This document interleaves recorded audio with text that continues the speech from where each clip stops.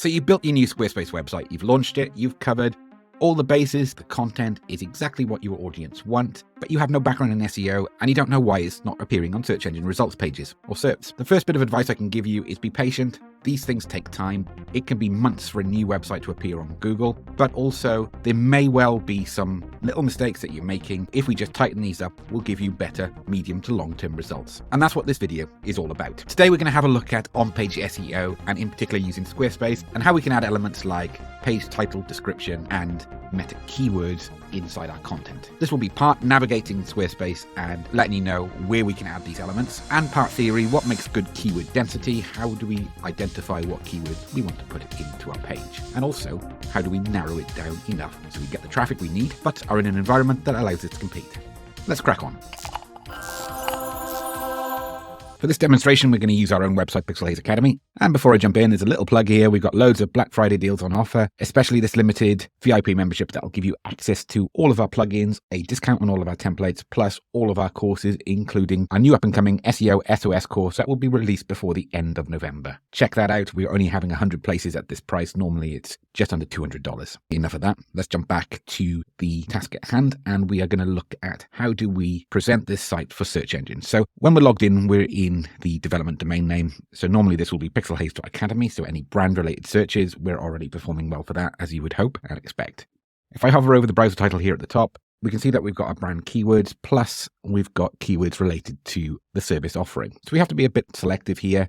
I've gone slightly more characters than what's on here. I've also put Hostinger as well, which is one of our new partners for web design workshops and templates as a website builder for those looking for premium results on little budget. I'll put a link in the description if you want to go and check that out.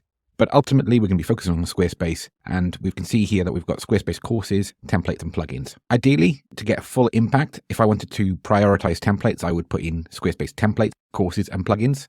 It would be overkill and a bit spammy to put Squarespace courses, Squarespace templates, and Squarespace plugins. So that's why I haven't done that. It also extends the title too far. We're trying to walk that tightrope between getting our keywords in place and getting the keyword density up. That's the number of keywords per retail space. And the retail space here on the website is what you can see on the page. We've got extendable pages, but Google will generally prioritize headings and content towards the top of the page. It also prioritizes this section here. That's why we're starting off with this. We can see that our keywords are in place in the browser title. So how do we find that and how do we do that? If I click on that arrow to go to the admin view option, we go to website. And if you haven't been on Squarespace for a while, you'll notice that that used to be called pages. It's the same thing essentially, but now there are more features grouped in under this utility section at the bottom. Squarespace, like Google and other partners that we work with, love to change the navigation system to make my job that little bit trickier. Okay, now we're going to click on that cog button. And we're going to go into the page settings. So we've got the standard settings here. Bear in mind that for other pages, if it was a Squarespace templates page, for example, we want to make sure that we have our keyword in that URL slug as well. For homepage, it doesn't matter because it just defaults to the main domain name. We don't actually see that extension. Page title and navigation title home. We don't want to make that overly confusing. If I was to put it the home of Squarespace plugins, that's going to look really messy and elongated here. And also, that's not just what this website's about. It's the home page for the entire site. So those are the basic settings. We want to make sure that in all subsequent pages, the navigation title, what appears here, ideally has the keyword in as well. If it's a product or service, we want to make sure that we have that keyword in for the navigation title. Ideally the page title, just so you can recognize it in the admin area, seen here. And then the URL slug is very important as well. The reason this page title needs to be included for all other pages other than the home page to include keywords is because when we jump onto this section, I'll show you the structure of the page in just a moment. So hold that thought. SEO tab. This allows us to put more information about the structure of the page as it appears on a Google search engine results page or SERP. Here we've got a good example of how you would see it. So that's the title, and then we've got the description that will go below that. But if we edit website SEO settings, this is only apparent for the homepage. For all other pages, you would do it on a page-by-page basis. But we'll just go through the main SEO appearance settings. Instead of having to find this in the marketing section of settings, you can do this via the homepage and it will reroute you to the right place. Again, we can see another example of our search engine results here. If we were to run a Google search, this is what would appear. We'd have the title. You can see it's truncated here a little bit as well. It's not a major problem because we've got all of our main keywords towards the start. Some who work with technical SEO would say you shouldn't have those extra words in there. We balance it up. There's not going to be any sort of penalty for doing it, and we're going to leave it in our case. We then have the URL. That's where we're reinforcing our brand as well. We could flip it around if we wanted to and have Squarespace courses, templates and plugins, then Pixelhaze Academy afterwards. It doesn't make a huge difference. That these words are jumping out, the keywords are in place, and that's the most important aspect here. Start your Squarespace or hosting a course today. Tutorials cover the website builder setup, plugins, and Squarespace templates.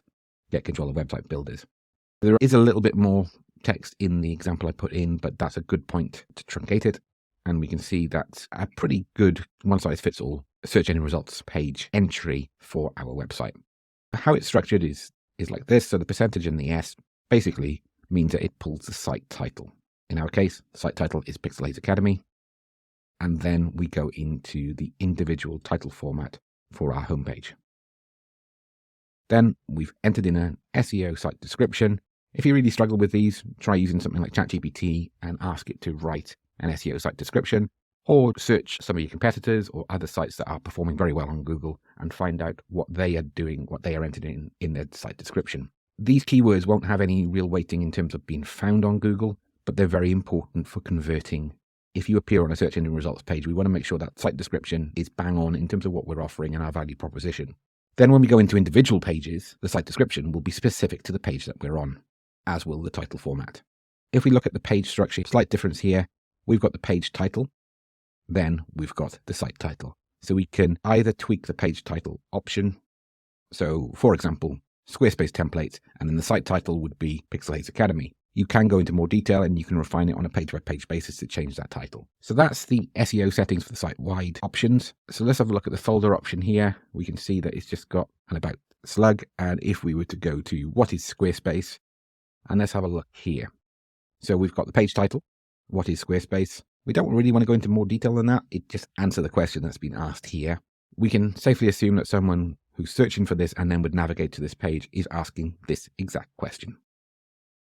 We can see here that we've got the URL slug where we've got those keywords in that same format, separated by hyphen. We can't have spaces in our URLs. Likewise, we can't have any extra characters like question marks. It will strip that out automatically based on what we add in. One thing to note, if we change the name of the page, we should really go through and change the URL slug. And if that page has been around for a while, you need to tread carefully with that because we would need page redirects, which is an option in the advanced settings on Squarespace, and then do a 301 redirect, which is a permanent redirect to say that this page name has changed. If you're struggling with that, I am definitely creating a video on 301 redirects and why they're important and how to go about making those changes. Watch this space. Jumping onto SEO, it's been a long time since I looked at this. I think there's too much information in here.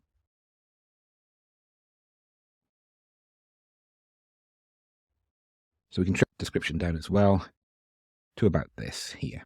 You can see the SEO title is empty. That's nothing to panic about if your page title is already what you want for the SEO title. This allows us to go into more detail, put additional keywords. So we could put in